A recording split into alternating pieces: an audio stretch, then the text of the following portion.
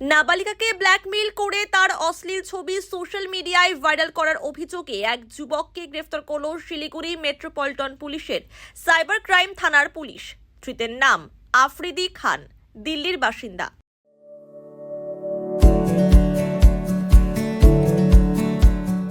Pampered, not just a hospital, but a mother. New life fertility centre আধুনিক চিকিৎসা ও বিশেষজ্ঞদের সহায়তায় আপনার স্বপ্ন পূরণ করতে প্রস্তুত। নতুন জীবনের স্বপ্ন সত্যি করতে আজই যোগাযোগ করুন। নতুন জীবনের সূচনা এখানেই। 2 বছর আগে এনজেপি থানা এলাকার বাসিন্দা এক নাবালিকার সঙ্গে সোশ্যাল মিডিয়ায় আফ্রিদি খানের পরিচয় হয়।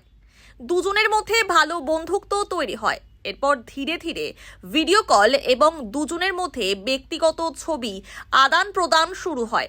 2024 সালের মাঝামাঝি সময় নাবালিকা শিলিগুড়ি থেকে দিল্লিতে চলে যায়। সেখানে আফ্রিদির সঙ্গে ছিল নাবালিকা। কিছুদিন পর একটি স্বেচ্ছাসেবী সংস্থার সহযোগিতায় নাবালিকা শিলিগুড়িতে ফিরে আসে। অভিযোগ, আফ্রিদির চাপে নাবালিকা দিল্লি গিয়েছিল। এদিকে শিলিগুড়িতে ফিরে আসার পর নাবালিকা ও আফ্রিদির সম্পর্ক ভেঙে যায়। অভিযোগ, আফ্রিদি নাবালিকাকে ব্ল্যাকমেইল করতে শুরু করে। শুধু তাই নয়, নাবালিকার অশ্লীল ছবি সোশ্যাল মিডিয়ায় ভাইরালও করে। ঘটনার পর শিলিগুড়ির সাইবার থানায় অভিযোগ করা হয়। এরপর পুলিশ অভিযুক্তকে ধরতে ফাঁদ পাতে।